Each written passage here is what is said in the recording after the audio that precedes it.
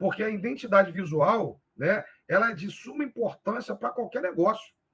Hoje, né, em tempos virtuais, principalmente, uma identidade visual bem posta, né, bem desenhada, né, ela é capaz de enriquecer a quem quer que esteja no meio do empreendimento. Esse é o podcast A Importância do Design Gráfico nos Negócios, onde eu entrevisto clientes que contrataram meus serviços nessa trajetória de 20 anos.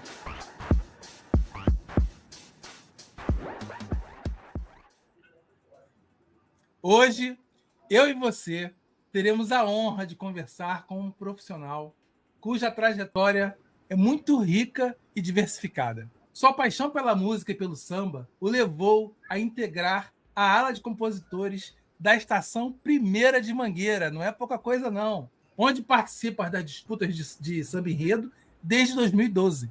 Além disso, esse cara, ele é autor de mais de 200 músicas. Muitas dessas músicas do universo do samba e do pagode, algumas já gravadas por grandes nomes, por grandes artistas. Essa sua paixão e dedicação pela música inspirou esse cara a fundar um estúdio de produções artísticas, o Casarão 7. Você ainda vai ouvir falar muito desse estúdio.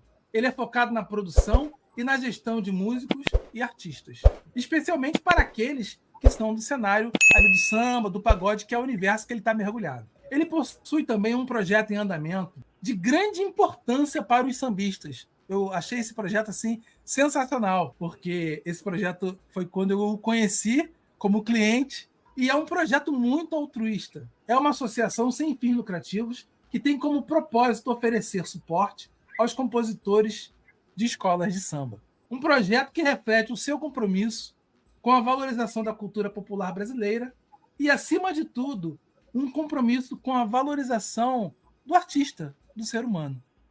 E não para por aí. Com um sólido histórico no campo jurídico, ele é advogado inscrito na OAB do Rio de Janeiro, na OAB do Distrito Federal e com mais de 2 décadas de experiência com uma formação robusta que inclui especializações em direito penal, direito processual, direito tributário, advocacia pública, e sua carreira é marcada por uma atuação consultiva e contenciosa nas áreas como direito civil, administrativo, penal e tributário. Se eu falar alguma bobagem nessa seara que eu não domino, depois ele me corrige aqui. Além de ocupar cargos de destaques como diretor jurídico do Conselho Regional de Medicina Veterinária no Rio de Janeiro. Nesse episódio, vamos explorar a fascinante jornada desse cara, um profissional que equilibra com maestria as demandas do direito e da música. 2 paixões que, embora distintas, se entrelaçam na trajetória de vida desse cara fantástico. Vamos falar sobre os desafios, conquistas e o que motiva ele a continuar inovando, seja no tribunal ou no estúdio. Hoje o nosso papo é com um escritor, palestrante, e eu já estou com ele aqui no link. Mas antes de chamar o Dr. André Siqueira, que é o nome dessa pessoa fantástica, já vou fazer uma pergunta para ficar no ar. Será que ele é um músico, compositor que é advogado? Ou será que ele é um advogado que é um músico, produtor cultural e musical? Deixa eu chamar o doutor André aqui para a gente conversar com ele. Tudo doutor bem, André Márcio? Siqueira. Que Como é que você honra, tá, meu que velho? honra, que honra. Rapaz, que bom ter você aqui.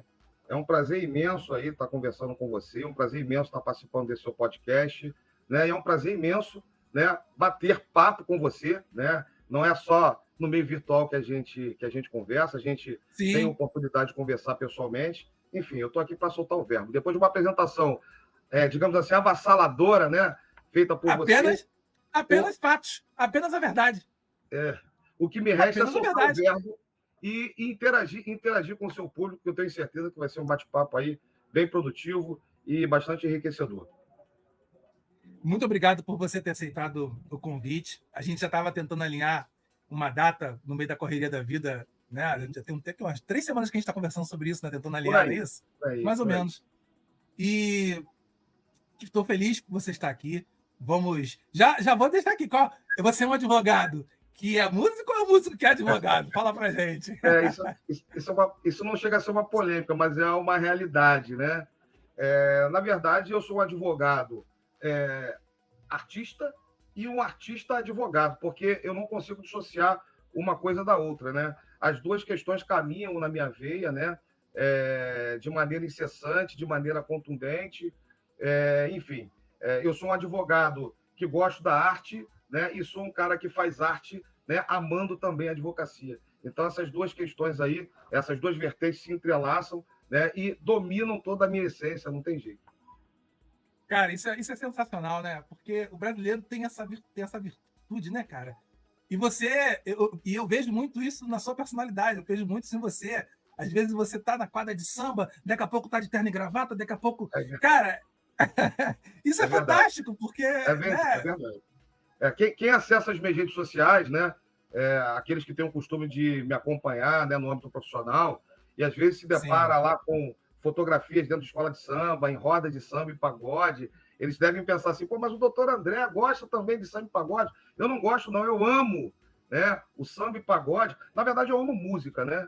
Mas o samba e pagode, especificamente, eles caminham ao meu lado, né, por vários anos. E, assim, eu sou um compositor que eu procuro diversificar a minha linha, né, de composição, mas eu confesso a você, Márcio, que o samba e o pagode, né, me fascinam, né? Então, assim, eu não consigo fugir dessa paixão, né, pela música, e essa paixão envolve essas duas vertentes, que, na verdade, né, são questões que causam até certa polêmica, né, porque algumas pessoas, né, dizem que não tem como diferenciar o samba do pagode e vice-versa. Eu sigo a linha de que também não tem como diferenciar. Para mim, samba é pagode, pagode é samba. Enfim, para mim, a música ela está acima de tudo, independente do gênero.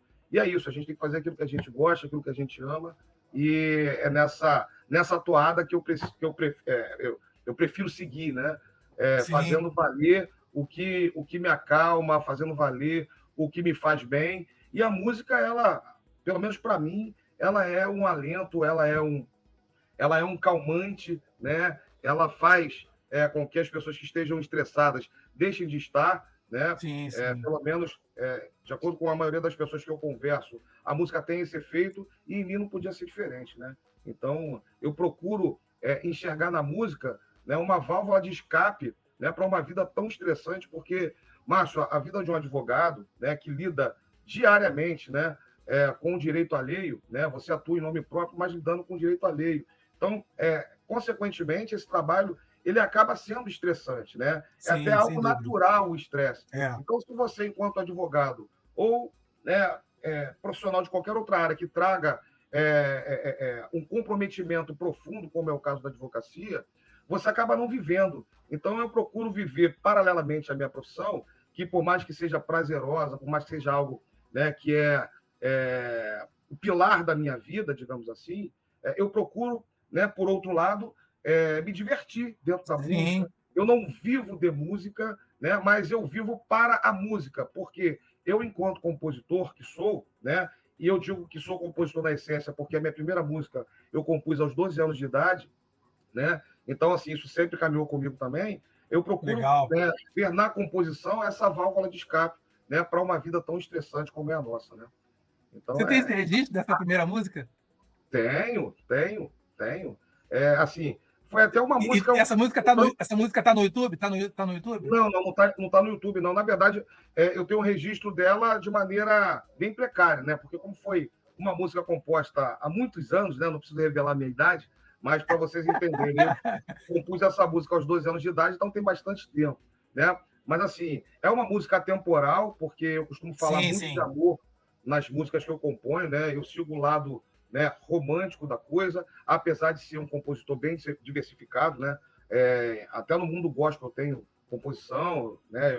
Eu procuro abrir o leque. Mas essa música em especial, que eu compus aos 12 anos de idade, eu falava de amor. Eu lembro que quando eu cantava para as pessoas se espantavam, né? Com uma criança, né, de 12 anos de idade falando de amor, né? E falar de amor é sempre atemporal, porque independente do linguajar que você utilize, né? Independente das palavras, ela ultrapassa o tempo. Enfim, tá aí o Roberto Carlos, que não nos deixa mentir, e outros tantos artistas do mesmo quilate. Verdade. Né? Então, falar de amor é sempre pontual e é sempre inteligente, né? Falar de amor, porque o amor, ele transcende o tempo e ultrapassa barreiras. E quando você falou que fez a primeira música aos 12 anos, isso é bem legal, você ter falado sobre isso. mas ali com 12, 15, já ensino médio 17, como é que a advocacia invadiu a sua vida? Conta um pouco desse início, dessa trajetória, música paralelamente com essa questão do direito da advocacia. Perfeita pergunta, né? Porque assim, as pessoas sempre me indagam, né, em relação a isso.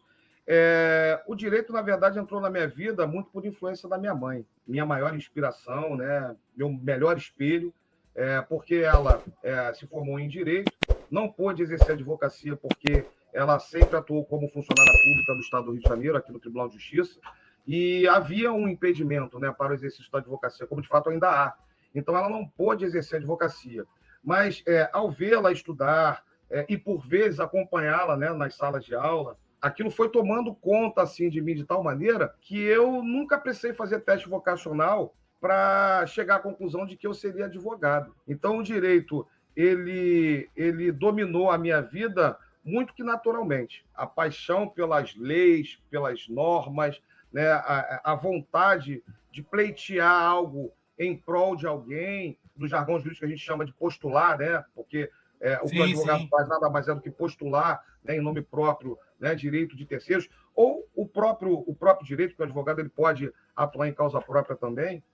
O direito entrou na minha vida muito por influência da minha mãe, e, paralelamente, assim, a música ela nunca saiu de mim, né? Mesmo na época de faculdade, mesmo fazendo os cursos que fiz até hoje, mesmo trabalhando, né, em outras áreas, que eu também trabalhei em outras áreas antes de mergulhar, né, no direito, mas sempre tendo o direito como foco, mas a música nunca saiu de mim. Eu tenho a influência do direito vinda da minha mãe e a influência da música vinda do meu pai, né? Porque o meu pai também sempre foi muito musical, sempre gostou de cantar, meu pai é muito afinado. Quando ele era mais novo, ele sempre participou de festivais de música, enfim. Então, essa veia musical vem do pai, a veia, né, jurídica vem da mãe. E isso, né, foi ultrapassando o tempo também, porque o meu filho mais velho também iniciou no meio da música, tem a veia musical também, é compositor, ele é hoje um cara que fala para o mundo, porque além da música, ele é um cara que forma opiniões, né, com a poderosa via do Instagram, do Facebook e de outras ferramentas que a gente tem hoje aí, né, midiáticas, né, no seio social. Qual o nome dele? É Diego Milagres, né? Legal. Ele tem um posicionamento hoje de falar para o público, né, e de levar reflexões, levar palavras de incentivo, tentar fazer com que as pessoas tenham um bom direcionamento. Isso muito me orgulha e honra, porque eu acho que o maior tesouro para um pai é ver um filho caminhar e caminhar para o lado do bem. E isso aí, graças a Deus, eu tenho de sobra, né, eu não tenho o que reclamar. Bacana o trabalho dele. Depois, Bacana. me passa o arroba dele para a gente deixar na descrição aqui desse vídeo, para que outras pessoas possam conhecer também. A gente reverberar a positividade para outras pessoas aqui. Com certeza, com certeza. Cara, mas nesse início aí que você falou, pô, muito, muito interessante.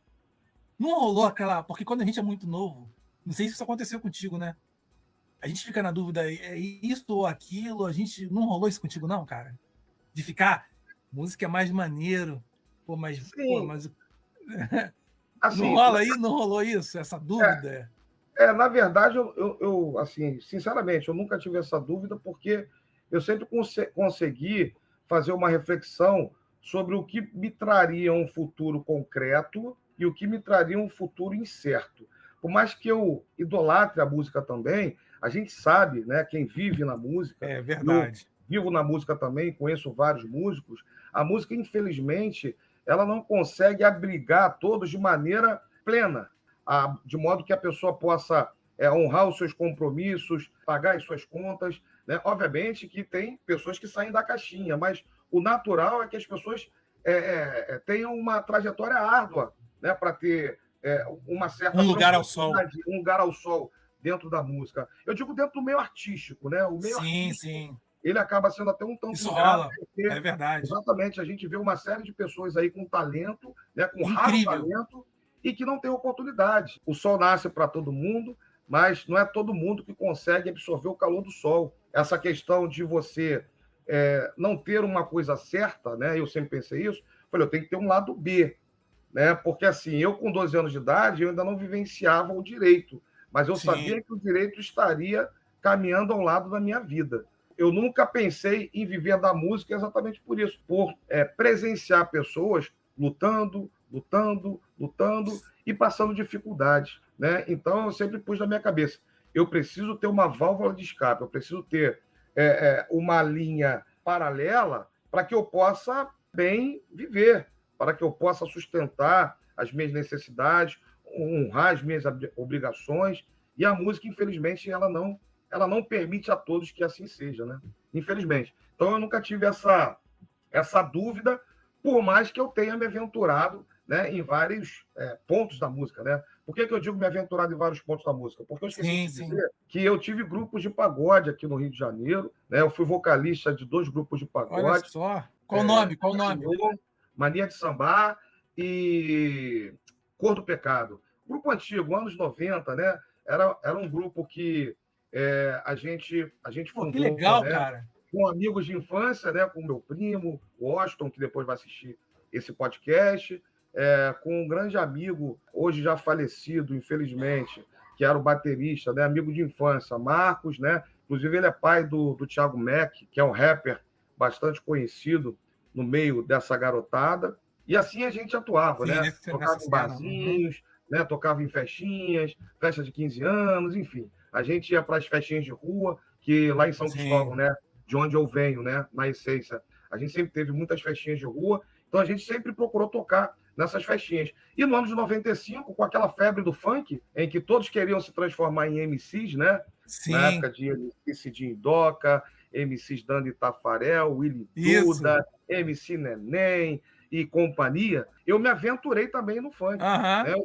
Eu cheguei a constituir uma dupla de MCs, né? Eu e meu amigo Luciano, MC Lu, né? Na época a dupla se chamava MCs Lu e Andrezinho, e aí a gente se aventurou nessa legal. também.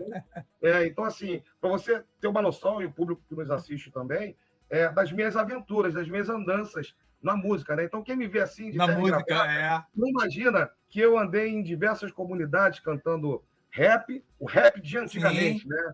Não é o rap ideológico que a gente tem hoje, de você ter recado, era aquele rap melódico, né? Então, assim, entendi. Sim. Eu me aventurei porque eu queria a música e eu queria explodir com a música de certa forma. Não deu para fazer isso lá atrás, havia uma grande concorrência. Na época também a gente assinou um contrato com uma determinada pessoa que acabou nos engessando, né, impedindo de a dupla prosperar. Hoje eu sou advogado, o MC Lu, que cantava comigo, é um engenheiro de mão cheia, foi estudar também, foi seguir o caminho dele. Enfim, hoje a gente só conta história, né, em relação a essa vertente. Mas é uma coisa que eu preciso contar porque está na minha essência, né? Está na minha história. E a história é para ser contada. Pô, que legal, cara. Pô, que fantástico você falar sobre essas suas andanças. Pois é. Pela música, cara. Como você falou, quem vai imaginar que doutor André Siqueira... O brasileiro, né? Principalmente o brasileiro periférico, como sempre foi o meu caso, eu não venho de uma família abastada, né? Eu venho de uma família de muita luta, enfim, que conquistou as coisas, que conquistou com muito trabalho, com muito esforço. Nós que somos da periferia, né, a gente precisa, de alguma forma, buscar um lugar ao sol. Né? É verdade, então, é verdade. Normalmente, eu falo pela galera da minha idade, né, os meus contemporâneos, ou o cara quer ser jogador de futebol, ou ele quer ser um cantor, ou integrante de um grupo qualquer, de pagode, de rap, enfim. E assim, comigo não foi diferente, né? Então, eu sempre procurei, né, caminhar dessa forma, porque eu queria chegar a um determinado ponto em que eu pudesse dar um conforto melhor para minha família, ter um conforto melhor, né? Eu já pensava em filhos. Claro, né? sim. Eu, inclusive, fui pai muito jovem, que se não fosse a estrutura dos meus pais, talvez eu não teria, né, conseguido chegar onde eu cheguei. Né? O meu filho mais velho, esse que eu te falei, que hoje é um formador de opiniões, quando ele nasceu, eu tinha 18 anos de idade, né? Uma criança praticamente. Se não fosse o aporte emocional, financeiro, né, que me foi dado à época pela minha mãe, né, sobretudo pela minha mãe, eu te confesso que eu não teria conseguido estudar, terminar os estudos para iniciar uma vida laboral séria, né, importante, como é a advocacia. Né? Eu digo importante sem nenhum demérito, tá, Márcio, a qualquer outra profissão. Claro. Não, mas entendemos, porque sim. o direito ele é tão importante, ele é tão vital, que ele é inerente à própria conduta humana. Tudo que a gente faz, né, a gente envolve o direito. Então, qualquer que seja a profissão, ela trabalha com o direito o tempo inteiro, né? O que a gente está fazendo hoje aqui, a gente está fazendo nada mais, nada menos do que exercer um direito de se expressar, o seu direito de ter um podcast, de levar ao seu público, né, informações, né, importantes, informações sensíveis, né, para alguns, né, esclarecedoras para outros. Então, assim, quando a gente sai de casa, a gente já exerce um direito, né? O próprio direito à vida é um direito, né? Sim. Ninguém tem o direito de chegar ali e matar ninguém. Está previsto na Constituição que o nosso direito à vida ele é sagrado, né? O sacro direito constitucional à vida. Então, tudo que a gente faz, a gente tem um direito, né, caminhando ali ao lado, né, nos rebocando, vamos dizer assim. Sem nenhum demérito às outras profissões, que eu respeito muito, né, mas Sim. o direito ele é de suma importância para a sociedade. Você concatenou algumas palavras agora, que dá uma música, hein? É bom que ficou registrado. Tá Sem dúvida. Sem dúvida. O que você acabou de falar agora há pouco compõe uma música, hein? Sem dúvida. E o lado da composição tem muito disso. Sim. Às vezes eu estou caminhando na rua, às vezes eu estou sentado redigindo uma petição, fazendo até um recurso que me traz um certo estresse, e às vezes numa situação ou outra me vem uma ideia, eu tenho que parar, gravar. No meio de uma petição? Às vezes já acontece. Isso já aconteceu. Que isso, cara? Vezes. A nossa querida amiga Catinha, né? Eu vou fazer menção para quem não sabe, só um minutinho, doutor André. A Kátia que ele está falando, nós chamamos ela, eu chamo ela carinhosamente de Catita, é a Kátia Brito e o Yuri Portela, do Filhos de Sinhá, que já participou desse podcast, e também vamos deixar o link aqui na descrição para que vocês possam conhecer o trabalho deles, e é dessa Kátia que ele vai falar agora. Exatamente. A Catinha, né, que eu também chamo carinhosamente de Catinha, né, pessoa da melhor qualidade, uma amiga, uma irmã, né, com quem eu convivo há bastante tempo, né, por longos anos. A Catinha é prova viva, né, da minha veia musical dentro do trabalho, porque a Catinha ela é a pessoa que eu procuro primeiro quando eu faço uma música, seja samba enredo, seja pagode, né, como a gente está junto aqui no dia a dia. Eu perturbo a Catinha no bom sentido, porque eu encho os ouvidos dela, né, de músicas. Ela já vem você com mais essa música. Então, assim, eu estou dando esse exemplo para ilustrar o que eu disse, né? Porque até no trabalho a gente acaba tendo inspiração. E para o compositor, quando a inspiração bate, não dá para fugir. Eu já fiz música em momentos mais inusitados, que assim, eu não sei nem se eu posso falar aqui. Tem música que pode falar, pode falar à vontade. Dentro do banheiro, né, fazendo lá as minhas necessidades, cara. Sim. Tem músicas que eu fiz, e muitas delas que eu fiz debaixo do chuveiro, né, que eu fiz andando na rua, indo ao fórum, e me veio uma ideia, eu tive que gravar, porque o meu processo de composição ele é muito peculiar. Eu costumo fazer letra e melodia. Às vezes eu faço as duas coisas ao mesmo tempo, eu vou cantarolando alguma coisa, né, vem uma melodia, né, na minha cabeça, e eu já venho com uma letra em cima daquilo, né? Não me pergunte como, que legal.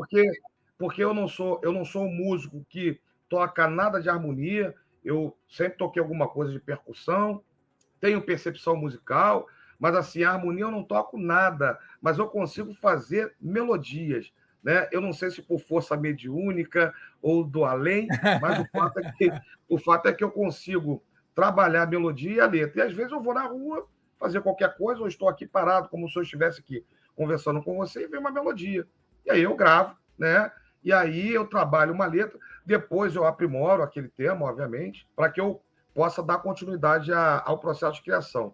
Porque inspiração, repito, para você que é compositor e está nos assistindo, a inspiração ela é imediatista, né? Então, quando ela chega, você tem que dar ouvidos a ela, né? Não despreze a inspiração, porque a inspiração nada mais é do que um sopro no ouvido do compositor ou de qualquer artista. Então, às vezes você passa né, pela rua como escritor e se depara com algo, pode ser que aquilo fique marcado em você a ponto de você transferir aquilo para um livro.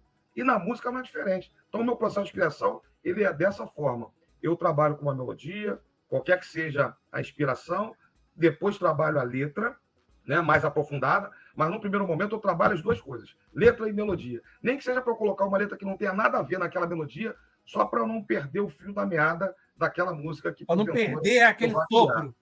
Exatamente. Eu não sei se eu Cara, posso... isso é fantástico. Tem umas questões de outras vertentes também, como eu te falei, né?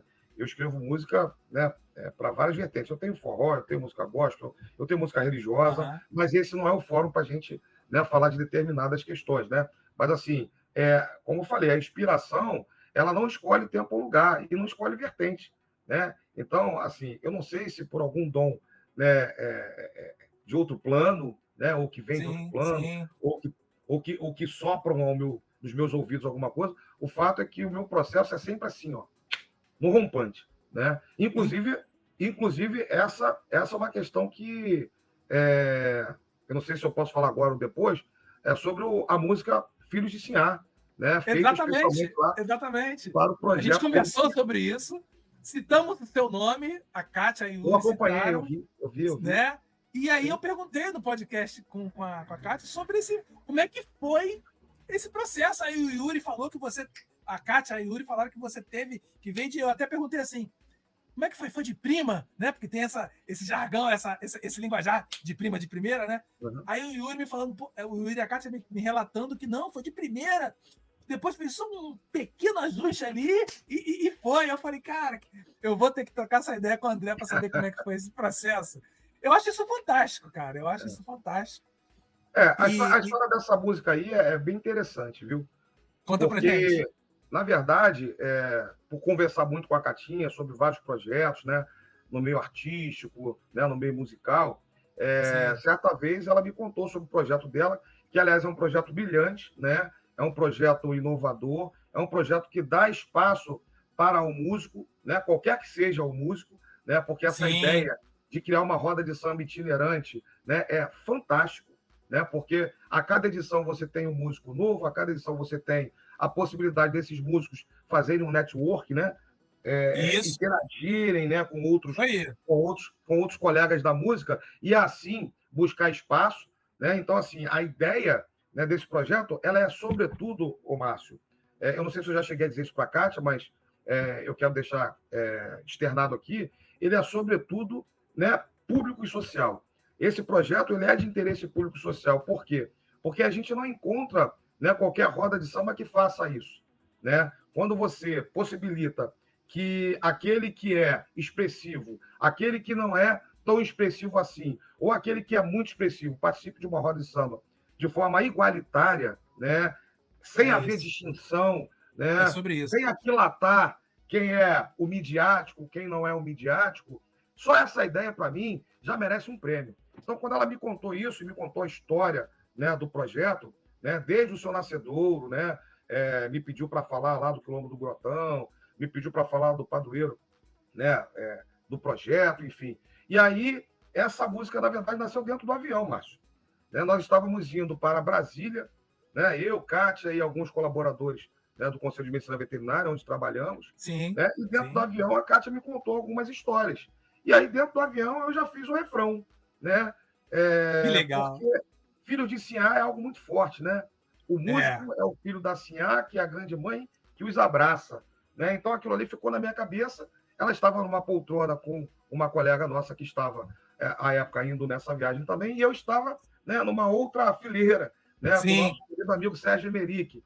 E aí eu já fiz um refrão, né, comecei a cantarolar, filho de Sinhá, sim, senhor, filho de Sinhá, sim, senhor, filho de Sinhá, eu sou, filho de Sinhá, sim, senhor, filho de Sinhá, sim, senhor, filho de Sinhá. Fiz esse refrão. Até a chegada. Fantástico, fantástico. Aí eu cantarolei dentro do avião, já. A Catinha vai lembrar bem disso. E até chegar no aeroporto de Brasília, eu já tinha feito até a parte do meio da música. Né? Que legal. E quando nós descemos no aeroporto, eu sacramentei. Né? E aí, depois, dividindo, né, essa música com o Yuri, eu mandei para ele, a quem eu carinhosamente chamo de meu primo. Né? Eu digo para todo mundo que ele é meu primo, ainda que a gente não tenha um laço sanguíneo, mas eu o considero muito, né, além de um grande amigo Eu falo para todo mundo que ele é meu primo e ele é meu primo. E ai dele de dizer que não. Entende? Então, assim. Tá ouvindo, né, Yuri? Tá ouvindo o recado, hein? Exatamente. Aí eu passei para ele a música, né? De imediato ele gostou bastante. E ele falou: André, eu posso mexer em alguma coisa ou outra? Eu falei: você fica à vontade. Ele foi lá, deu a pincelada dele lá de músico também, né? Que é um compositor também de mão cheia. E aí saiu, né? A música Filho de Siá, com o arranjo do Daniel Cizinho, né? E toda a produção musical. Eu acho assim que a música ficou muito boa, né? Eu sou suspeito em falar, mas a música ela tem um astral a música ficou com um astral altíssimo. Pô, muito bom, muito. Quando o Yuri me mostrou. Exatamente. Eu fiquei muito feliz porque ela, na verdade, ela foi a minha primeira música gravada por um projeto que levou a música para o mundo, digamos assim. Eu digo mundo, para a sociedade, né? Eu generalizo, porque essa música chegou a tocar na rádio, essa música ela é o tema do projeto, e um projeto de tamanha relevância, né? De tamanho tocou na MPB FM. Exatamente. Então, assim, eu sou muito grato, né, à Catinha, sou muito grato ao Yuri, né, primeiro por ter confiado, né, na minha caneta, né, de compositor. Pô, que legal, que legal. E segundo, por ter dado a oportunidade da música ter se transformado na música tema do projeto, né? Então, assim, isso vai transcender ao tempo, né? É um legado que a gente deixa, porque amanhã ou depois, né, se o Papai do Céu me chamar, né, meus filhos, meus amigos, eles vão saber que tem uma música que o pai ou que o amigo fez, né, assim como outras tantas que eu fiz e faço e continuarei fazendo, né, até que Deus me leve desse plano.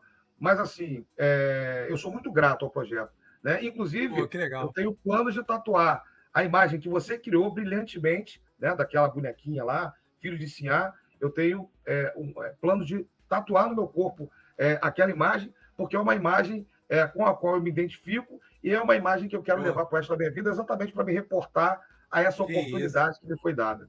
Entendeu? Rapaz, isso que você está falando me emociona muito, porque eu, como designer gráfico, você está falando da questão da advocacia, da música, como que você equilibrou isso desde o início da sua trajetória até os dias de hoje, e equilibra até os dias de hoje.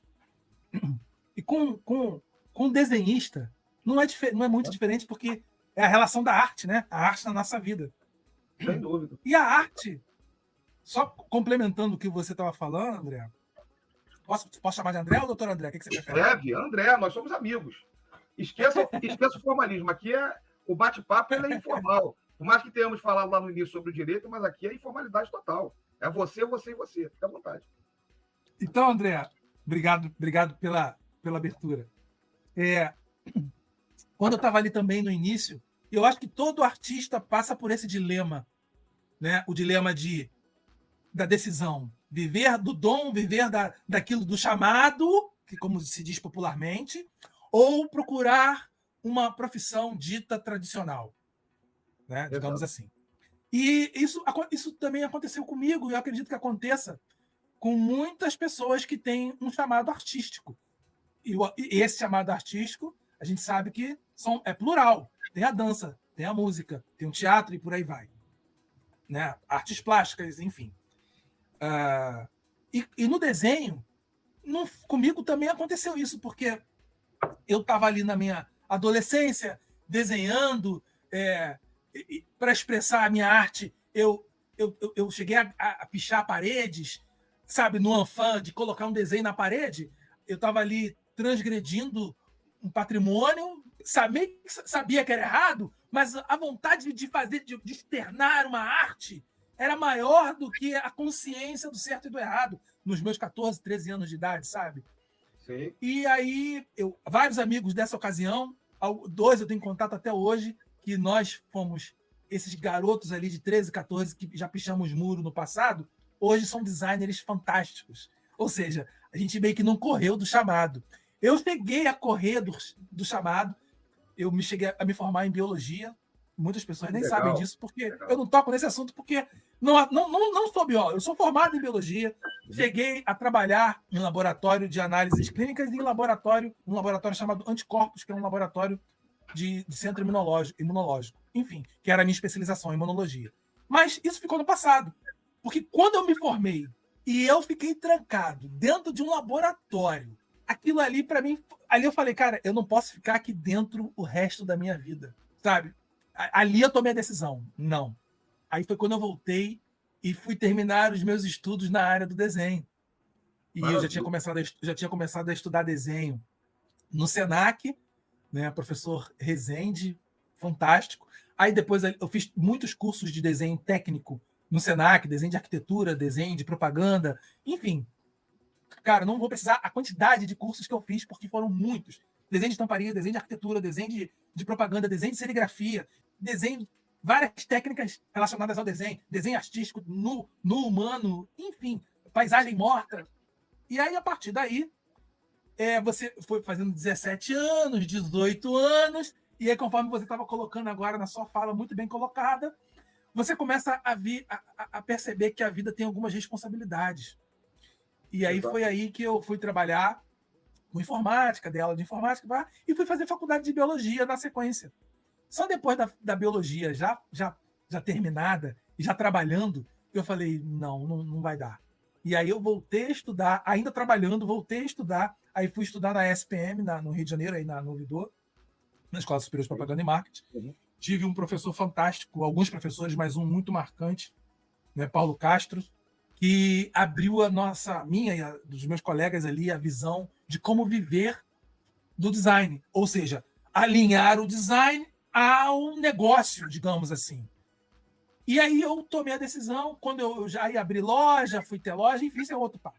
Não vamos falar. Eu só trouxe essa pincelada para fazer o link com o que você falou sobre a questão da como a arte ela influencia, ela tá na gente, e às vezes a gente fica no dilema do que caminho seguir. Inclusive, eu bati um papo recentemente com um músico que está passando por esse dilema agora, um sambista, não vou falar o nome dele aqui porque ele está passando por alguns problemas, mas é um músico sensacional e que ele não está conseguindo viver da música. E aí ele está voltando para a faculdade, né? E mais ou menos o que você falou. E por que eu estou fazendo esse parênteses aqui, André?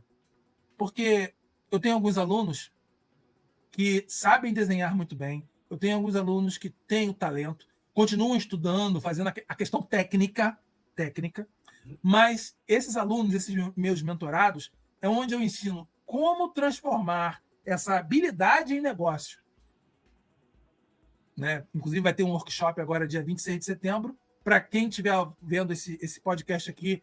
Se você sabe, vou só passar um recado rápido aqui. Se você sabe mexer no Canva, CorelDRAW, Illustrator, Photoshop, você tem habilidade ou a mão livre, não importa, você tem uma habilidade, você tem um olhar artístico para o desenho, né, visual, entre em contato, vou deixar o link aqui para se inscrever no workshop, que vai ser gratuito. Vai ser no dia 26 de setembro, vou deixar o link aqui. E agora, falando agora ainda da carreira do André, a gente falou aqui da questão do direito, e você está com um estúdio, que, se eu não me engano, é em São Cristóvão, um estúdio? Em São Cristóvão. Em São Cristóvão. É seu Natal? Sim. Então, lá eu estou ainda digamos assim, numa fase embrionária, né, de construção do estúdio. A parte estrutural ela já está pronta, né, e agora eu vou partir para os equipamentos, né. E aí, na verdade, é um estúdio que eu vou trabalhar com produção musical, mas também fazendo a gestão de artistas, né, pelo menos é o meu propósito. Mas o que me motivou construir um estúdio, né, digamos assim, é exatamente a vontade também de gravar as minhas obras, né? Porque hoje a gente sabe que 1 hora no estúdio, né? Eu não vou dizer que custe muito, mas é difícil você agendar 1 hora no estúdio. É difícil você ter um espaço no estúdio em que você possa livremente, né, gravar, né, as suas coisas. Então, o que mais me motivou também foi isso. De eu ter um espaço... E conciliar a rotina do seu dia. Tipo assim, pô, é hoje que eu vou. Mas hoje o estúdio não está à sua disposição lá. Exatamente. Unindo o útil ao agradável, né? Porque aí, se você tem um estúdio seu, você grava a hora que você puder e quiser, né? Você leva as pessoas que você quiser levar, enfim. Então, lá no início, a ideia foi por essa questão aí. Mas, assim, na medida em que eu fui construindo, né? Que a gente foi vendo, desenvolver lá os cômodos, né, do estúdio, né, do espaço, né, eu cheguei à conclusão de que eu tenho que expandir, né, aquela minha ideia inicial. E é por isso que eu te disse, né, naquele bate-papo em off, né, antes da gente iniciar essa gravação, e eu vou repetir agora, que a ideia é fazer a gestão também de artistas, né? Porque eu vejo que tem muitas pessoas que têm dificuldades, né, em questões contratuais, né, que têm dificuldades em saber quais são os seus direitos no âmbito autoral. Então é importante que a gente, né, com o conhecimento técnico jurídico que a gente tem, né, é importante ajudar ao próximo. Então, assim, ali eu quero unir o útil ao agradável mesmo, né? Não só por conta da música, mas também pela vontade de ajudar ao músico, né? Coisa que eu faria, né, naquele projeto que você, inclusive, desenhou para mim, né, com maestria, né? Eu te passei alguns pontos e você criou lá uma identidade visual para o meu projeto, que, infelizmente, ele não foi à frente por uma série de circunstâncias, né, que fugiram à minha vontade, que foi exatamente o que você falou lá no início, né? A associação dos compositores de escola de samba, né? Que eu tinha e tenho a ideia de criar uma associação brasileira, né, de compositores de escola de samba, exatamente para dar suporte a esses compositores nesse nicho aí, né, de escola de samba, porque eu percebo nessa minha caminhada, né, ao longo da minha jornada dentro de escola de samba, que alguns compositores vivem à mercê da própria sorte, né, não sabem os direitos que têm, eles sonham em um dia ganhar um samba para poder ter um aporte financeiro, mas muitos deles, né, são aposentados, muitos deles não têm condições de participar, né, de uma disputa de samba que é muito cara, é muito pesada, né, é muito estressante, né, tem muitos meandros que as pessoas não conhecem. Então, a ideia seria dar um amparo a essas pessoas, porque, assim, essa associação, ela, na minha visão, né, aliaria a questão de dar esse suporte, né, ao compositor diretamente, mas também de fazer um trabalho social, né? Por quê? Porque lá eu tentaria fazer com que alguns amigos, né, prestassem alguns serviços, né, gratuitamente para essas pessoas, né, serviços jurídicos, serviços de psicologia, né, dentro da área de informática, enfim, eu tentaria de alguma forma, né, trazer para aquelas pessoas que, como eu disse, né, vivem à mercê da própria sorte, infelizmente, né, algum amparo. E esse amparo ele não se restringiria à música, né? Ele se estenderia para essa parte social, né? Até mesmo, de repente, ajudando na alimentação, né? Fazendo aí campanhas para que essas pessoas possam realmente bem viver, porque, Márcio, o que eu vejo é essa triste realidade. Quem convive no meio de samba sabe que existem os mais abastados, né? Os que têm mais poder, os que têm mais condições, né? E tem aqueles que não têm mínimas condições, né? Mas que por amor à música, por amor ao samba, acabam participando, tendo um custo vultoso com horas de estúdio, né? Por conta da gravação. Você tem que pagar o pessoal que vai compor o seu palco, né? Que vai defender o seu samba. Enfim, então é uma série de gastos que essas pessoas têm que, por vezes, né? Por não terem essa tranquilidade financeira, acabam até se endividando. Eu conheço histórias de pessoas que tiveram que pegar empréstimos, seja em instituições bancárias, e até mesmo com pessoas que fazem empréstimos de maneira irregular, como é o caso de agiotas, né? Que nem convém entrar nesse tema, mas, infelizmente, essa realidade, né, provoca isso. Mas então, acontece, ocorre. Exatamente. Eu queria trazer um alento para essas pessoas, dar a eles um direcionamento. Quantos compositores, não sei se de repente você já tomou conhecimento de algum, mas quantos compositores, né, já tiveram obras gravadas e foram aí enganados? Quantos compositores, né, que por uma situação de necessidade financeira acabaram vendendo as suas obras, né, que poderiam trazer esse aporte financeiro, essa tranquilidade, mas por conta daquela necessidade extrema, momentânea, acabaram tendo que se livrar, digamos assim, porque a palavra correta é essa, se livrar, né, involuntariamente daquilo que é dele. Né? Da obra que ele construiu, da obra que com a intelectualidade dele musical, e aí a intelectualidade que me refiro não é a situação de ter cultura, de não legado. Ter, é a questão do legado, é a questão da inteligência, né, para você sentar e fazer uma música, porque tem pessoas que não sabem ler e que fazem música. Né? Então isso é importante, isso é interessante, porque isso é dom. É verdade. Então, muitos aí com dons, né, que saltam aos olhos, e aí não conseguem ter sucesso com as próprias obras. Sim. Então, eu queria trazer, né, uma diretriz para essas pessoas. Ao mesmo tempo que eu traria para mim, eu dividiria essa diretriz com essas pessoas que tanto precisam também. Mas, enfim, esse é um projeto que, por hora, ele está, digamos assim, um tanto estancado, né? Ele tá paralisado, porque eu preciso avaliar outras vertentes antes de colocá-lo, né, novamente aí nos trilhos. Mas eu quero ressaltar a importância que você teve para esse projeto, quando você me fez aquela logo, quando você me deu aquele direcionamento.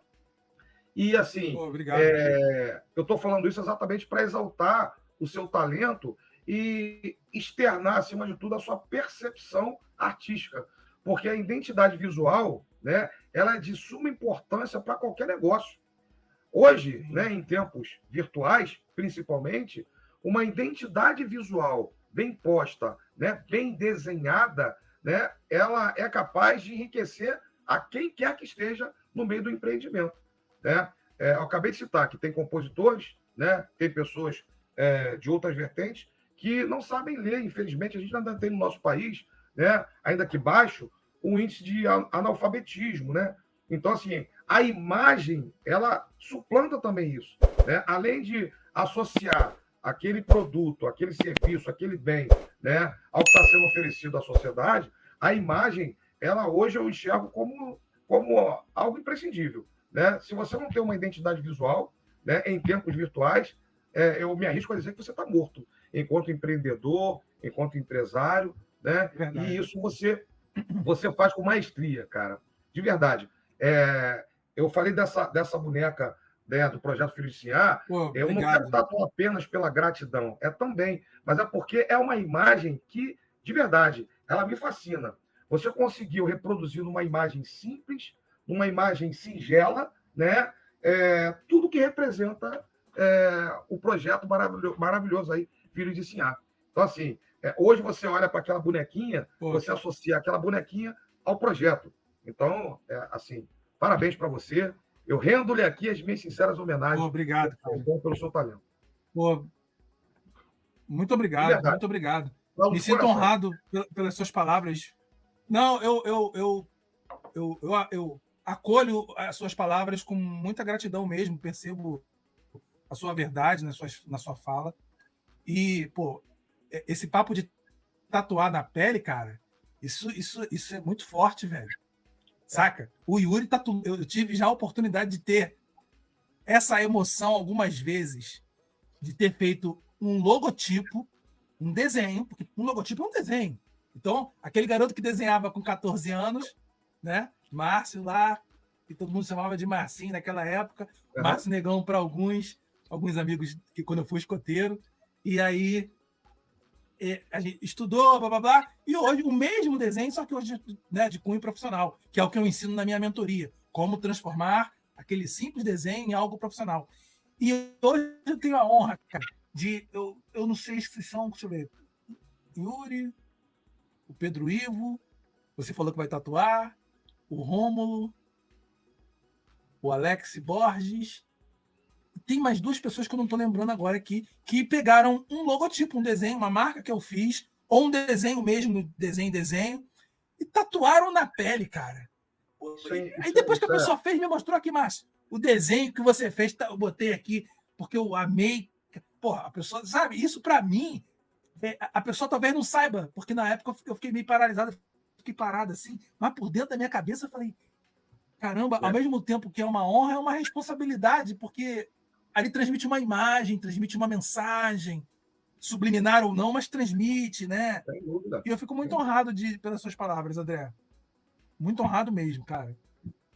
Eu vou te fazer uma pergunta agora. É uma pergunta um tanto quanto polêmica. Tem a ver com a Abracom e com o que você falou.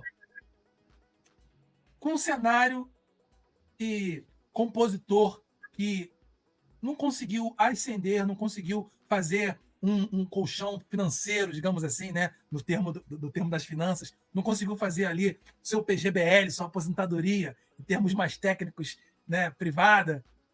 E esse cara, como você falou, fica à mercê por não ter conseguido alçar um voo, né, financeiro maior. E aí eu fico uma polêmica, né? que sempre me bateu na cabeça desde a infância. Desde a infância eu me pergunto isso. Tive a oportunidade de viver um pouco no mundo do samba, porque a minha falecida mãe, que nasceu em 1924, eu fui um filho adotivo. Quando ela me pegou para criar, ela já tinha 47 anos de idade. Então, enfim. Ela, quando eu era bem moleque ali e tudo mais, ela me contava as histórias e eu vi uns instrumentos no quintal da nossa casa, lá em São João de Meriti, quando eu era bem moleque, 4 anos, 5 anos de idade. E, cara, depois eu fiquei sabendo já mais tarde que ela participou da fundação da Escola São Clemente, saca? Caramba. Mas eu criança ali no meio daquela opção de gente, opção de fantasia no quintal pendurado, ia ter o desfile na Rio Branco, não tinha nem existia Marquês de Sapucaí. Enfim. E o samba sempre esteve por perto de mim ali, mas ao mesmo tempo, as pessoas que estavam por perto do samba, na minha visão, eram pessoas que eu ficava olhando. E aí, lembra que você me falou que quando você começou a amadurecer, você percebeu que tinha que ter uma responsabilidade. Então, em vez de você abraçar a música como seu pilar central, você foi para um outro caminho, mas sem perder o seu afã pela música. Eu, desde meus 4 anos de idade, eu também percebia isso. E eu falava assim, não, samba é legal, música é legal, mas eu tenho que achar um caminho. Porque eu olhava as pessoas adultas, o cara às vezes bêbado, os caras muitas vezes mergulhado na droga, né? Ou não era responsável com a família, sabe? Não, e aquilo me afasta. Porque eu falava assim, eu não quero me transformar nesse adulto. Sabe? Isso muito, eu me lembro disso com 5, 6 anos de idade. Eu lembro desse pensamento, cara. E aí, agora eu vou fazer uma ponte para os dias de hoje. Cenário do samba atual. Marquês de Sapucaí. Onde o único show que o artista, em sua maioria, sabemos que não é bem assim, não podemos colocar 100%, mas que aquele que é o artista, ou seja, aquele que está desfilando, aquele que faz parte do espetáculo, tem que pagar. É o único espetáculo que o artista paga para se apresentar. E quem paga para ver também paga para assistir. Então, existem 2 pagamentos aí. Quem está desfilando paga, quem vai assistir paga para assistir, né? As televisões vendem esse sinal para 60 países. E aí, no final, tem uma escola campeã. Essa escola campeã recebe um troféu, mas também recebe dinheiro. E eu sempre me perguntei, por isso que eu falei que é uma pergunta polêmica, né? Com todo esse dinheiro entrando por quem desfila, entrando por quem assiste, o dinheiro entra pela publicidade, o dinheiro entra pela venda do sinal, o dinheiro vem de todos os lados. E por que não há... Por isso que eu coloquei que eu percebo a Abracom como uma associação altruísta e de grande importância, no meu humilde ponto de vista, porque eu acho que, não sei se você pensou em tudo isso quando estava criando, mas eu vejo que a Abracom ela vem justamente fazer uma assistência que não há. E poderia existir devido a tudo isso que eu relatei aqui. E aí, agora, você como advogado e como sambista, ou seja, você está nos 2 lados, como é que você... não estou te pedindo que você dê uma opinião taxativa, não é isso. Né? O que eu gostaria de ouvir é de um profissional da área do direito, que tem uma visão ampla, uma visão de negócios, que sabe de tudo que eu falei aqui, e esse cenário desses artistas, músicos, compositores que envelhecem passando fome. Como você enxerga tudo isso, André?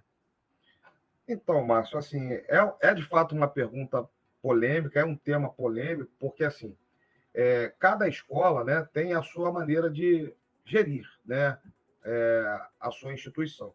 Então, falar de gestão é muito complicado, porque assim, eu falo até com base na própria administração pública onde eu atuo, né?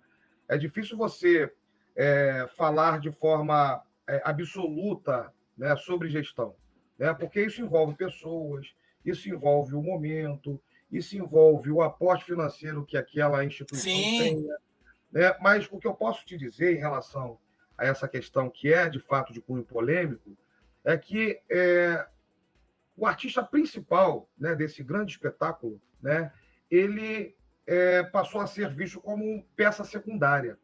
E você bem frisou na sua fala que o folião, né, sobretudo o folião, esqueçamos aqui o compositor. Né? Eu estou falando do folião, onde o compositor também se insere. Né? O folião ele passou a ser visto como peça secundária.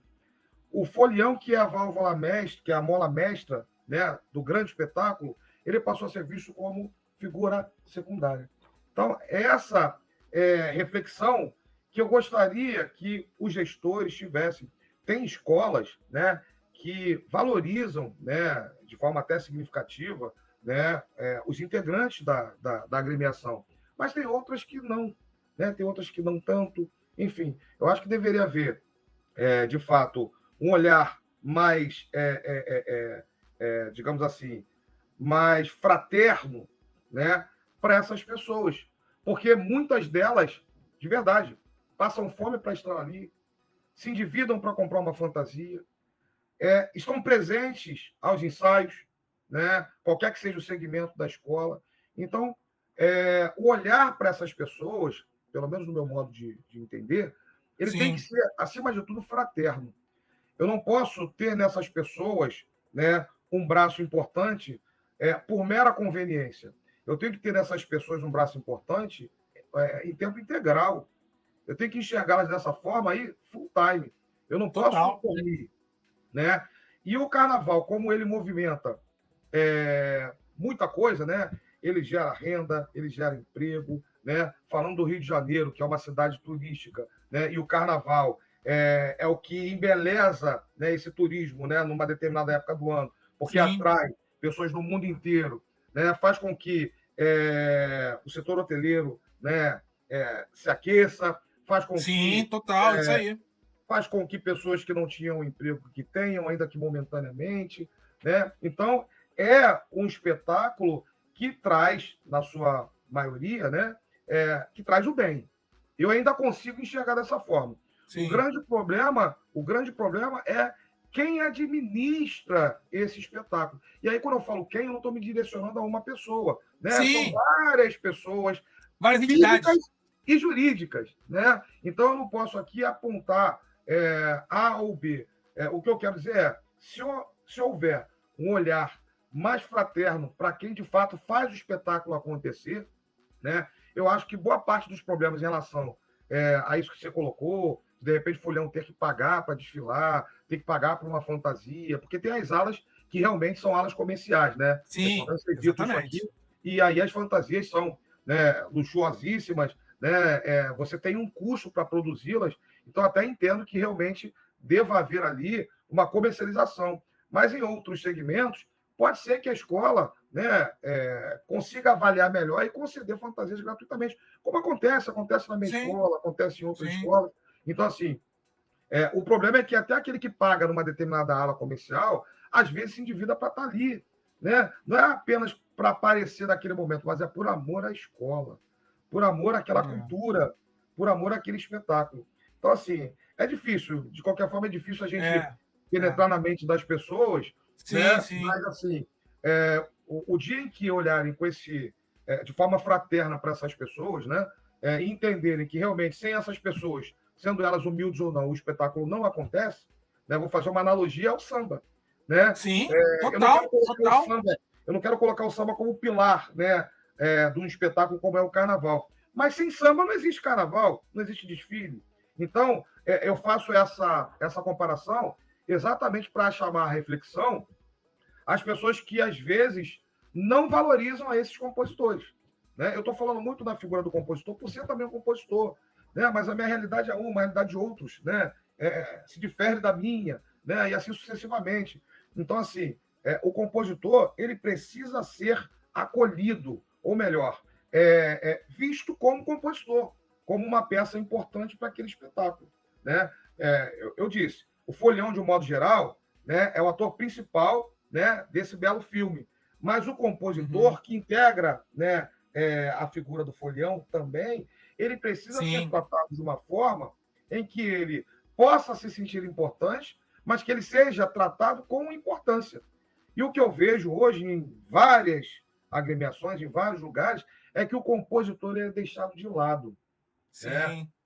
A gente tem. Existe algum fundo que tem uma reserva para poder amparar Não, essas pessoas? não, que eu saiba, não, entendeu? Então, assim, teria que ter uma entidade, né, sem fins lucrativos, né, que seja, inclusive, de cunho filantrópico, para que Sim, essas pessoas tenham esse amparo, né, tenham essa possibilidade, né, de ter uma diretriz, porque o que eu vejo hoje, e aí eu falo do mundo do samba de enredo, né, mas, de um modo geral, né, no lado da composição, vários passam por problemas. Né? O compositor ele é tão esquecido que, por muitas das vezes, as pessoas ouvem a obra do compositor, aquela obra do compositor, né, para quem está interpretando aquela obra, né, traz uma vida, né, bem tranquila, né, uma vida de riqueza, e o compositor ele fica ali esquecido. O nome dele sequer é ventilado num programa de TV ou na internet, enfim. Hoje, com o domínio da internet, eu acho que a coisa está mudando um pouco de figura. Mas antigamente, né, quando os grandes intérpretes, né, os grandes artistas iam aos programas de televisão, você canta uma música que está na boca do povo e o nome do compositor está esquecido. é Né? verdade. E aí, É você verdade. para conversar com alguém e fala assim, aquela música que você ouve diariamente, às vezes até de forma maçante, é minha. Eu compus, eu empreguei ali a minha capacidade intelectual, o meu dom, para fazer com que ela se reverberasse. Então, se ela se reverberou para o mundo, por que o compositor ele não é visto com importância? Por que o que se paga hoje no Brasil, né, a título de direito autoral, é questionável? Porque isso tudo está dentro de uma caixinha preta e o compositor, até aquele que explode com uma música, ele não sabe ao certo o que ele tem direito para receber. Porque, de fato, a conta não dá para fechar. Você se obriga a se associar a uma determinada entidade, tem lá o ECAD que vai fazer a arrecadação, vai repassar para Sim. essa associação que você é filiado, e você só vai receber o direito autoral se estiver associado a essa associação, né? Filiado a essa associação. Então, como é que você faz contas para mensurar, né, quanto a execução da sua obra lhe traria ou lhe trouxe de renda? Então, não tem como a gente fazer isso. Então, infelizmente, né, essa é uma situação que eu costumo dizer que é nebulosa, porque a gente não tem clareza e creio eu que a gente nunca vai ter clareza em relação a isso. Né? Eu vou te dar um exemplo. Se a gente for falar de música, né, em outros ambientes, né, em outros âmbitos, em outros países, né, aquele que faz a música, ele fica Sim. bilionário. Explode com uma música nos Estados Unidos, explode com uma música no Canadá, explode com uma música na Itália, explode com uma música na Espanha. O direito autoral é visto de maneira diferente. E aqui no Brasil, não. Aqui no Brasil, o que a gente vê é o compositor passar fome e aquele que interpreta a obra-prima, né? Que a matéria-prima, a matéria-prima, ela vem do compositor. Né?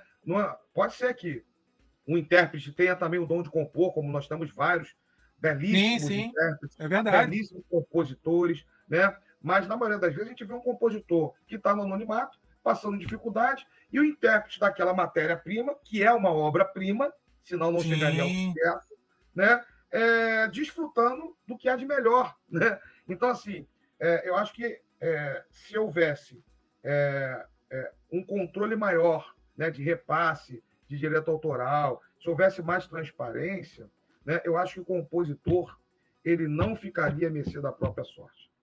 Ele poderia viver muito bem das suas obras. Né? Nós temos aí inúmeros compositores, né, que chegaram ao estrelato e conseguem viver, né, das obras, porque são obras que foram muito bem executadas e, portanto, trazem retorno financeiro. Mas a gente tem compositores que estão no anonimato e que foram gravados bastante, né, mas não conseguem Sim. ter esse retorno.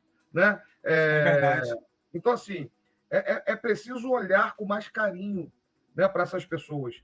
É preciso olhar para quem faz a coisa acontecer. Né?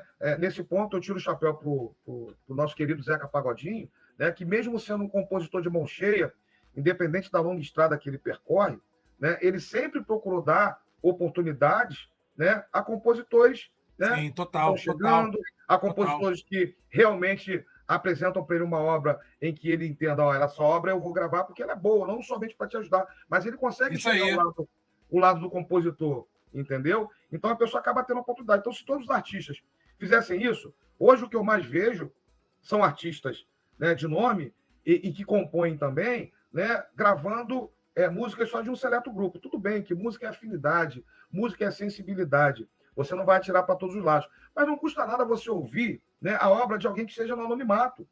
Porque aquele que está no anonimato, ele pode trazer uma joia rara para você interpretar e daquela joia rara você fazer mais joias raras. Então, não adianta a gente se fechar no mundo e falar, eu só gravo música do fulano, do Beltrano.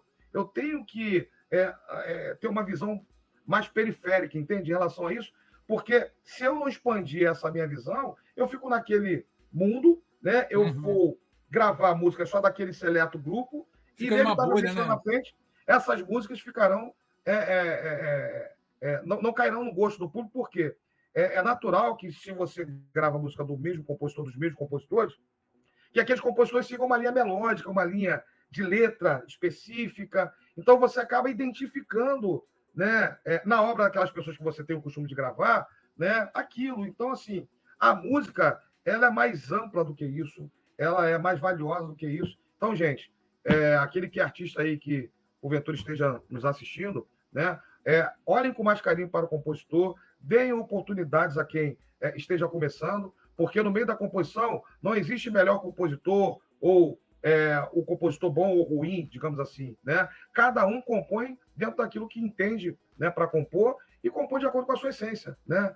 Compor é você externar a sua verdade, né?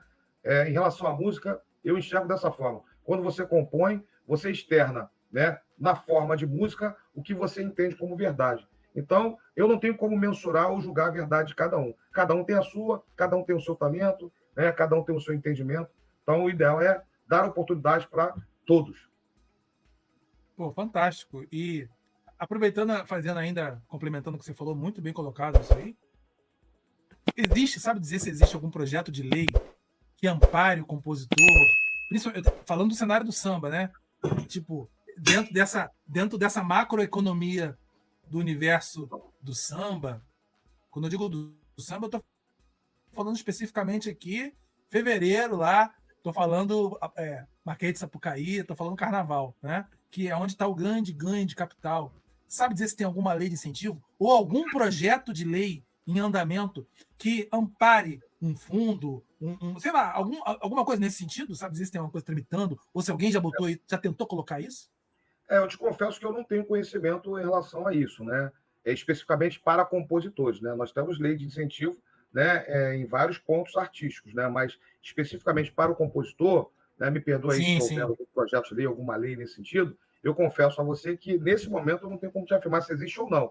Eu acredito que não, né? Por quê? Porque você fazer aí um projeto de lei específico para o compositor, que não vai representar muita coisa para aquele, de repente, político que esteja, né, levando a esfera do Congresso, se for, por exemplo, uma lei federal, que é o que deveria ser, né, aquele parlamentar, acredito eu, ele não vai ter interesse em levar lá para o Congresso, né, para ser votado e discutido na Câmara e depois no Senado, até a sanção do presidente, um projeto de lei que abrigue a um grupo pequeno, né? Porque, infelizmente, Márcio, em se tratando de leis, né, o processo legislativo ele depende exclusivamente, né, dessas pessoas que integram o poder legislativo.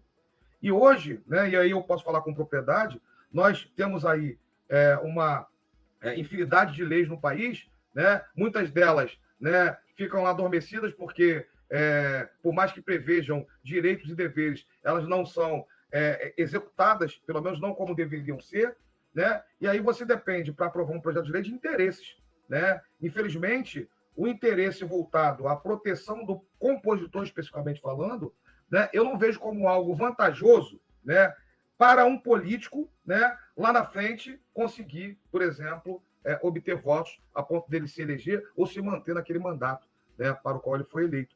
Então, assim, é complicado falar sobre isso, porque, infelizmente, a política ela se associa à possibilidade de contrapartida. O que eu quero dizer com isso? Não é o fórum competente para julgar isso, né? Para a gente falar sobre isso, Mas o que ocorre? Entendi, mas sim, eu, sim. Eu não vou generalizar, mas eu não consigo, para um grupo pequeno, obter coro, né, para levar às casas legislativas, né, um projeto de lei a ponto de aprovar especificamente para o compositor. Se houvesse, você pode ter certeza que os compositores estariam numa situação muito melhor. Né? Mas, assim, pode ser que eu esteja até... Quando eu digo compositores... A lei de Pode incentivo falar. nós temos, né? Para várias vertentes, né? A Lei Rouanet é um exemplo disso, né? Mas, assim... eu estou falando assim, para a questão artística. A lei de incentivo, sabemos... a lei de incentivo é uma coisa do terceiro setor pontual para um determinado projeto, executou, acabou, usou a verba, prestou conta, fechou aquele projeto. Lei de incentivo, exatamente. O pouco que eu entendo e já atuo como designer nesse setor, é assim que funciona. Né? Tem a lei é lançada, o edital, os projetos se inscrevem, é aprovado ou não, aqueles aprovados encampam, executam, fazem a captação de patrocínio, executam o projeto, prestam contas e fecham o ciclo. Então é muito pontual. Muito pontual. O que eu falei aqui de lei, projeto de lei, quando eu falei compositor, claro que aqui a gente não está nem pleiteando a ideia de elaborar, não é nada disso, a gente está batendo um papo aqui. Mas a sua mente sempre brilhante, me desculpe interromper nesse momento, não, pode falar. Sempre brilhante, ela é tão brilhante que ela traz luz para a gente. E por que não pleitear junto a um político que esteja envolvido com a parte artística ou que tenha essa sensibilidade com a parte musical especificamente? Por que não motivar isso? Por que não pleitear isso? Né? Aí a gente abre o leque e aí a gente não vai falar só de compositor de uma vertente ou de outra, a gente vai falar... Exatamente. Geral. Tipo, Né? um exemplo. Aquele musicista, sambista, que está ligado a uma escola de samba e que tem como provar que ele esteve ali atuante durante 30 anos. Porra, uma vida. O cara tocou na bateria durante 30 anos. O cara empurrou carro durante 30 anos. O cara está lá 30 anos na escola de samba. Esse cara é sambista. Não importa se ele é compositor, se ele empurrou carro, se ele é eletricista, né? E aí, com uma lei de incentivo que ampara essa classe, não estou falando só do compositor, quando eu falei agora há pouco, eu não soube talvez elaborar a minha questão, mas o sambista em seu todo, né? Aquele que está ali 30 anos entregando a sua vida, ao final de uma vida, ele ter ali um fundo que, com toda a arrecadação que é feita ano a ano no carnaval, esse fundo seria administrado ali por uma lei, que de tanto a tantos anos ele receberia um saldo X, enfim. Né? A gente está aqui num brainstorm para poder tentar chegar numa ideia inicial que ampare. E por que a gente está falando de tudo isso? Porque eu vejo a Abracom, que é a sua associação, para quem não conhece, a Associação Brasileira dos Compositores. Dos compositores de escola de samba. É algo que eu pretendo voltar, né, a dar aí continuidade, né? Porque, assim, é um projeto, conforme eu te falei, ele surgiu, né? Ele ficou na fase do querer, mas ele não chegou a ser executado. Então, eu estou no campo ainda da cogitação, digamos assim, né? Eu vejo o seu projeto com muito bons olhos. E tenho essa vontade de trazer esse amparo, né? Obviamente, eu direcionei para os compositores de escolas de samba, porque é uma realidade com a qual eu convivo. E vejo que essas pessoas precisam de um aporte. Para você ter uma ideia, eu já participei de rateios para poder pagar enterro, né, de compositor que faleceu e que a família não tinha condições de enterrá-lo. Então, assim, o compositor em vida, né, trazendo obras magníficas para essas escolas, ele vale muito, mas e quando ele parte dessa para os braços de Deus? Como é que faz? Então, assim, ele precisa ter dignidade, inclusive, quando ele faz na incapacidade. Ele tem que ter dignidade na incapacidade. Exatamente. Então, assim, para você ver como a questão de não ter um olhar voltado à garantia da dignidade dessas pessoas, né, ainda não existe, porque se existisse, essas pessoas não precisariam disso. Né? Na sua maioria são pessoas, né, bastante pobres, pessoas que têm certa dificuldade, né, para se manter, e aí acabam morrendo, cara, e não tem ninguém para ajudar. Isso é triste demais, né? A ponto do cara morrer, né? Ele deixou um legado, né, cultural, um legado artístico, né? Deixou uma obra aí maravilhosa, mas às vezes o cara Sim. morre e não tem, a família não tem condições de enterrá-lo. Quantos compositores existem aí que não têm um plano de saúde, né?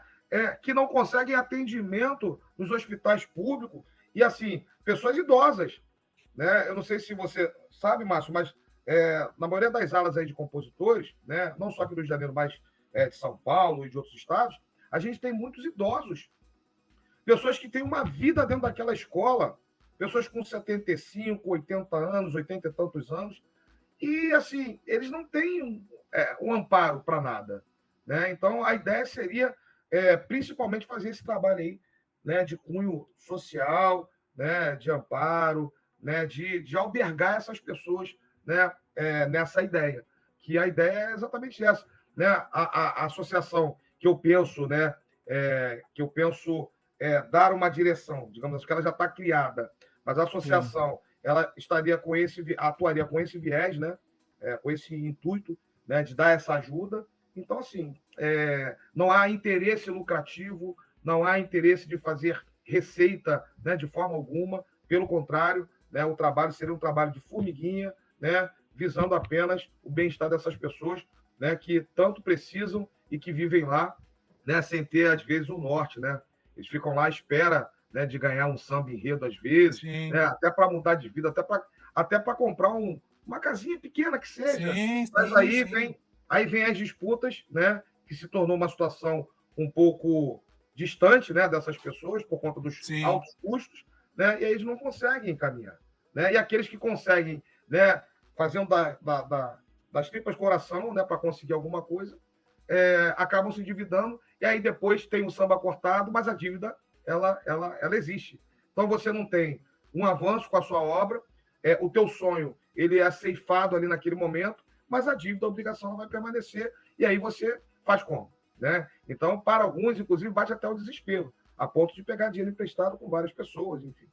Isso é uma situação que é triste. Para mim, isso me incomoda muito, né? Eu me sensibilizo muito com isso. Sim. Se eu pudesse, realmente, eu faria de tudo para ajudar essas pessoas. Eu vejo a Abracon com bons olhos nesse sentido, cara. Eu sei que é um projeto que você ainda não está tocando ele está na gaveta, né? Mas eu vou deixar.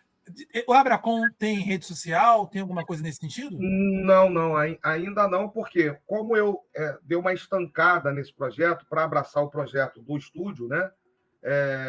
Eu acabei deixando ele adormecido, realmente. Então, eu não criei rede social, eu não avancei, né, como eu deveria. Mas, por mais que ele esteja adormecido momentaneamente, né, uma hora ele vai acordar, né, eu espero que ele acorde e que ele traga realmente um alento para essas pessoas. Mas, tão logo isso aconteça, eu, inclusive, vou me valer dos seus préstimos, né, do seu trabalho brilhante, para que eu possa, né, dar esse direcionamento, inclusive em termos de mídias sociais, né? Que eu sei que você é fera nisso e você certamente vai me ajudar.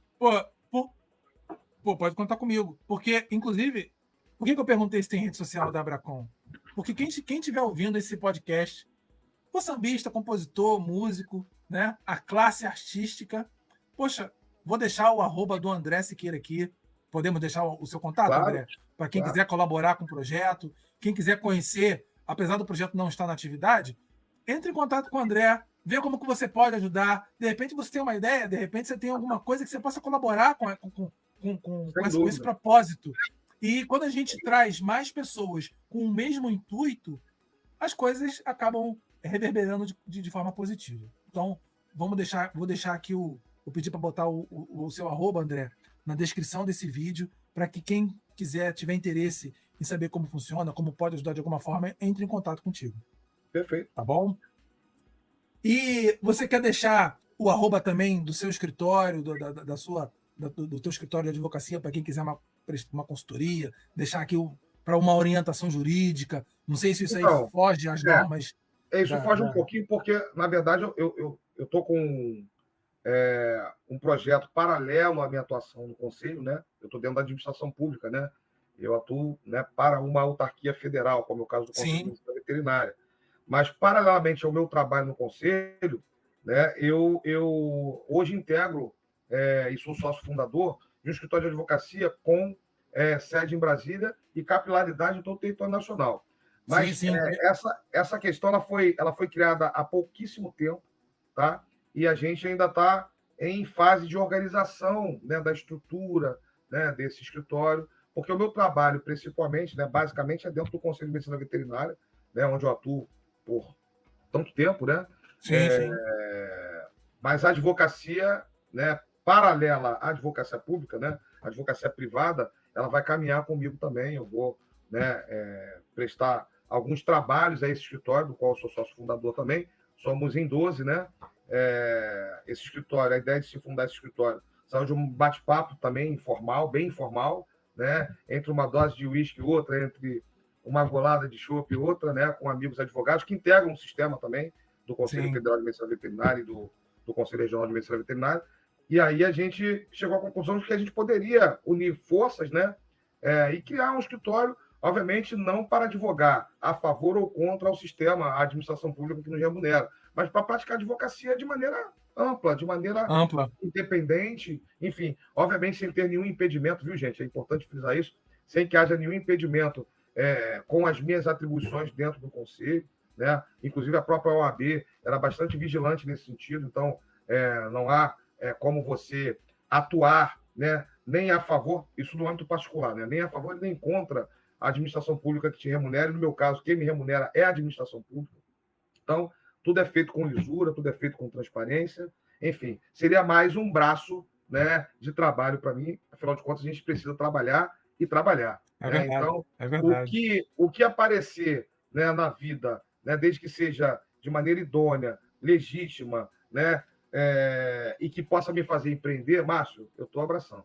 Né? Eu acho que a minha cabeça precisa agir assim o tempo inteiro. Então, o que nos possibilita empreender, né? Eu acho que a gente não pode fugir. Então, a gente tem que abraçar e ver que bicho que vai dar, né? Tenho certeza que vai ser mais um projeto aí de sucesso na minha vida, não tenho dúvida. Com certeza. E legal você falar de tudo isso, esse nosso papo aqui, já indo para as linhas finais, antes da gente encerrar, porque, algumas pessoas podem perguntar, mas o papo não era sobre design gráfico, sobre empreendedorismo? Mas aí que está a importância do profissional ser plural, dele expandir o seu conhecimento. E aí eu sempre falo isso para todos os meus mentorados. Ouça o seu cliente, entenda o universo dele. Porque a partir desse momento, a partir desse lugar que você se coloca na cadeira de ouvinte, você ouve o seu cliente, você vai entender as necessidades, você vai entender os projetos futuros, o que ele precisa e tudo mais. Então, fica mais essa dica aqui para os meus alunos de que, porque alguns vão assistir, não falou nada de design. A gente está falando aqui de clientes, e o design ele tem como função, o marketing, a publicidade, o design gráfico, ele tem como função principal atender uma pessoa. Por trás de todo CNPJ existe um CPF. E esse CPF tem necessidades, tem vida, tem trajetória. E ouvir tudo isso é muito importante para entender o cenário, se aproximar. Afinal de contas, são relações humanas. E o design faz isso. Ele comunica uma imagem de um humano para outro humano. Nada mais do que isso, é bem simples. E a melhor forma, Márcio, se me permite, de você levar o conhecimento da sociedade aquilo que se tem a título de prestação de serviços, de oferta de bens, né? Porque a sociedade é a real consumidora de tudo que a gente faz, né? Qualquer que seja o segmento.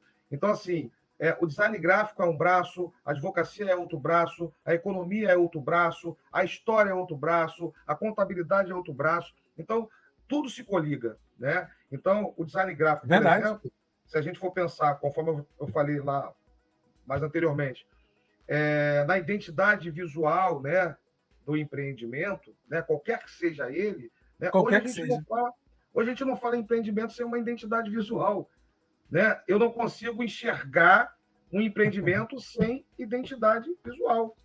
E a identidade visual ela só pode ser criada, né, com pessoas do seu quilate e pessoas que fazem o que você faz, né? Então, eu quero agradecer aí, né, por essa possibilidade aí de desfrutar um pouquinho, né, dos seus conhecimentos, né?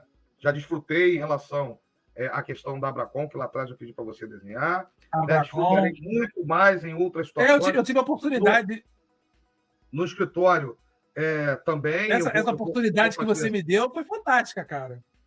Sem dúvida. E no estúdio, né? O Casarão 07, ele vai precisar muito dos serviços do mago Márcio Vaz. Não tenha dúvida. Pô, obrigado, cara. Obrigado. Mas esse espaço aqui é para falar de você. Não tenta inverter o jogo, não. O foco aqui é falar de você. Aqui o palco é seu. Né? Eu falo muito, eu sei que eu falo muito. Eu não poderia estar numa profissão mais apropriada da minha pessoa, porque eu tenho essa questão de falar muito desde criança, né? Por isso é que eu nunca tive dúvidas em relação ao que eu seria quando crescesse. Mas assim, essa questão de ter eloquência, né? De ter uma oratória bastante aguçada, né? Isso me faz bem. Eu gosto sim de bater papo, de falar. Se a gente não puder externar o que a gente pensa, né? Eu acho que é melhor a gente dormir para todo sempre. E como não é isso que a gente quer, por mais que a gente saiba que um dia esse dia vai chegar, né?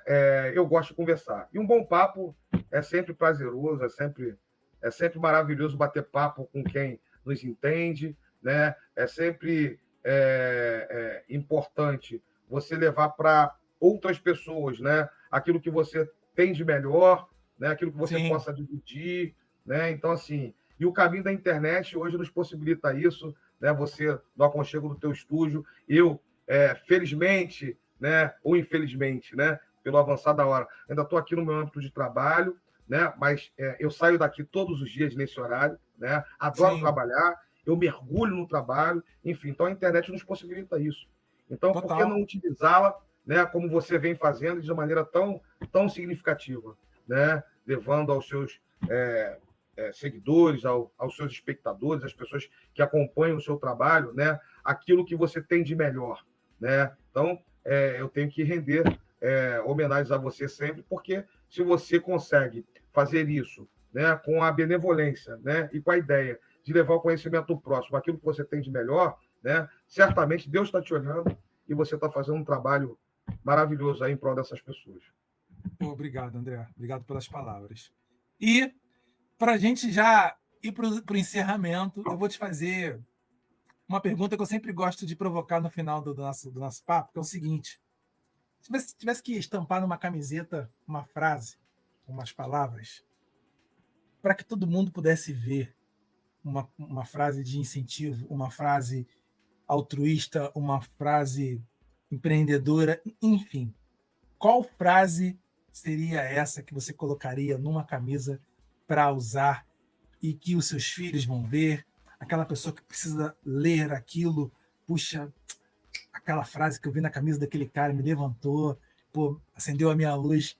Que frase seria essa, cara? Então, assim, você me pegou de surpresa, né? Porque.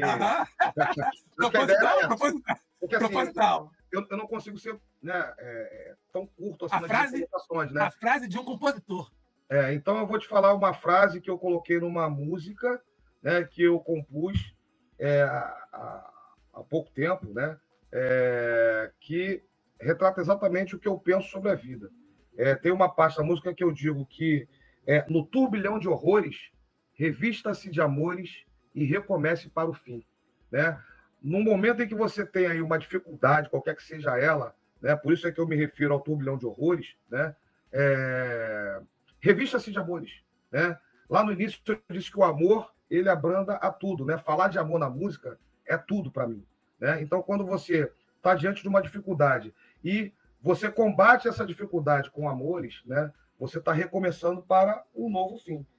Se você entrar naquele ostracismo, naquela depressão, né? Naquela vibe de tristeza, né? Por conta de dificuldade que você, porventura, esteja passando, você vai ter um fim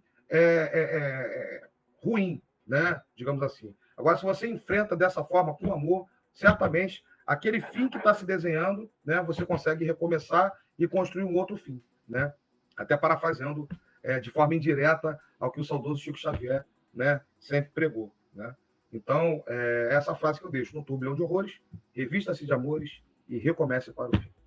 Por mais que você tenha aí me feito essa surpresa, né, essa questão de pensar assim numa frase, porque são tantas, né, que eu poderia falar, mas essa eu lembro dela com muito carinho, porque é uma situação bem latente, né, na vida de cada um de nós. Sim, Então, sim. assim, é natural que o ser humano, diante de uma dificuldade, ele esmoreça, né, ele acabe sucumbindo àquela dor, né, aquele mal bocado que ele esteja passando. Mas quando você pensa dessa forma, você certamente consegue desenhar um novo fim para a sua vida. Então, sejamos perseverantes e acreditar sempre em Deus, né? O nosso destino ele já está desenhado, já está traçado, não adianta, né? Então a gente tem que fazer aqui o dever de casa, né? E o dever que o Papai do Céu desejou para cada um de nós. Verdade, verdade. E nessa vida a gente ajuda e é ajudado por muitas pessoas. Muitas pessoas nos dão o braço, nos dão a mão, nos dão oportunidades. Você gostaria de agradecer algumas pessoas, alguém especial? O espaço é Sem teu. dúvida, sem dúvida. Primeiramente, eu queria agradecer, e quero, né, sempre, como faço, agradecer a Deus, né? Só a dádiva de viver já é algo que eu preciso agradecer, né? Ter saúde, poder estar aqui falando com você, falando para o seu público, né? Poder ter o convívio das pessoas que me cercam, né? Então, assim, o meu agradecimento maior é a Deus, né? Eu quero agradecer a minha mãe também, que é a minha maior inspiração, é a minha fonte, né, de emoção, é o amor da minha vida, né? Agradecer aos meus filhos, né? Agradecer a minha Qual o companheira nome da sua mãe? Sebastiana, Dona Sebastiana. Agradecer a minha mãe, Dona agradecer. Sebastiana. Dona Exatamente. Sebastiana, um beijo para a senhora. Seus Agradecer, filhos, eu te agradecer, interrompo. agradecer ao meu pai, né? Homem íntegro, né? De quem eu herdei essa veia musical, né? E assim, e de quem eu herdei também a dignidade de um ser humano, né?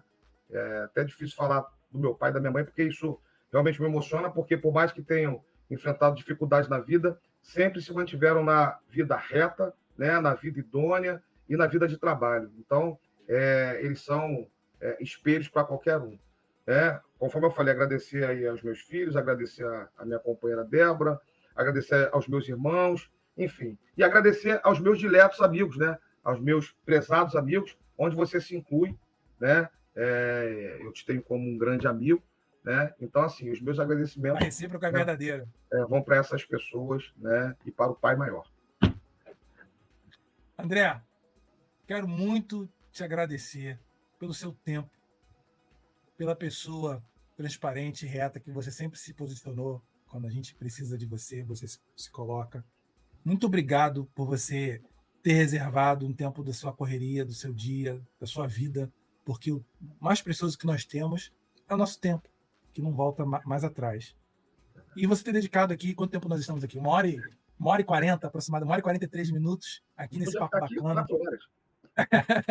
Estamos aqui nesse papo bacana e espero que a gente tenha transmitido mensagens positivas, mensagens que inspirem outras pessoas. A gente continue nessa nossa labuta para entregar o que a gente tem de melhor, que é ser humano, um para o outro.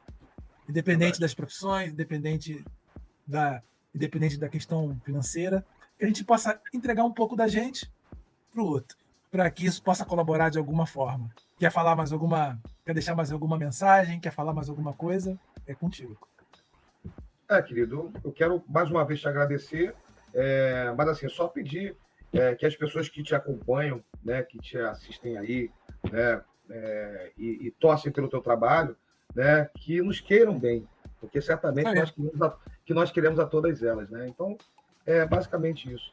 Sigamos, né, na nossa luta, na nossa perseverança e com a crença que dias melhores virão. É isso que eu penso. Todos os contatos e citações que o Dr. André colocou aqui, que carinhosamente eu chamo de André, vão estar aqui na descrição. Sobre o filho de Sinhá, que ele citou, vai estar aqui. Sobre o estúdio dele, vamos deixar o contato do André. Sobre a Abracom, também. Quem estiver ouvindo e acha que, de alguma forma, possa colaborar não só com o estúdio, mas que também possa colaborar com a Associação de Brasileiros de Compositores, né, do samba, desse cenário. Entre em contato com o André. Se não conseguir falar com ele, fala comigo que eu faço a ponte. E a gente está encerrando hoje o podcast A Importância do Design Gráfico nos Negócios. Até a próxima. Obrigado, André. Um abraço. Eu te agradeço. Um abraço. Tchau, tchau. Até a próxima.